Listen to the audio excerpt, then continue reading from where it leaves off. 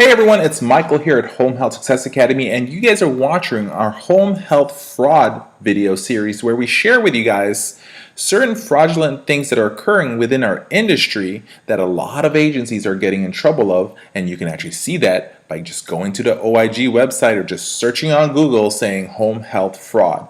And in this video, we're going to talk about how multiple home health agencies work with each other to commit fraud.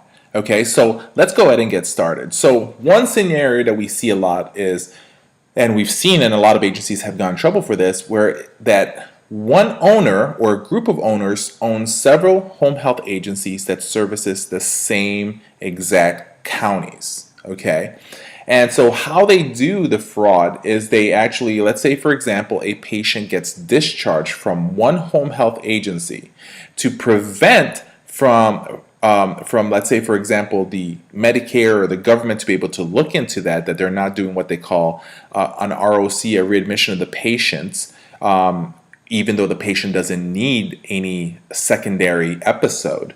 What they end up doing is they discharge the patient, and then all of a sudden the other agency that they own will actually readmit that patient.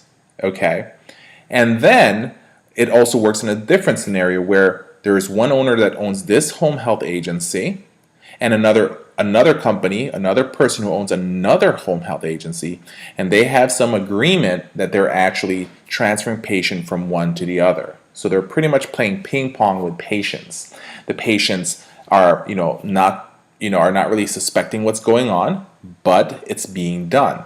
And so there's a story about one agency in Illinois, for example, where a mother owned one agency and the son owned the other agency, and that's what was happening. Okay, so let's say, for example, your company that has two agencies servicing the same area, you guys must be able to eventually make some form of policy making sure that no patient from this agency will ever touch this particular agency as well.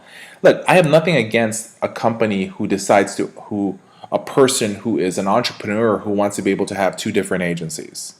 But my problem with that is having an agency servicing the same particular area when you can just have one agency and have one set of costs, because you're not having to pay two DONs or two administrators or two QA nurses.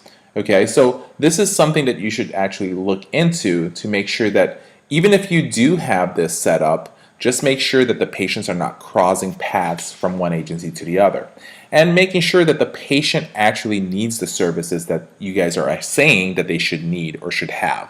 So that's just a quick tip for you guys to be able to know what's going on so that you can avoid the pitfalls of committing fraud by accident, or if you're facing this right now, to know how to be able to prevent this from happening.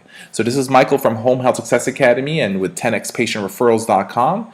Our job here is to be able to help you guys create a marketing system so that you can bring in the patients the right way, increase your census, increase your referrals, and create that successful agency. If you have any questions, just give us a call. Stop by our website, 10xpatientreferrals.com. Always know that home health marketing is easy when you know what you're doing.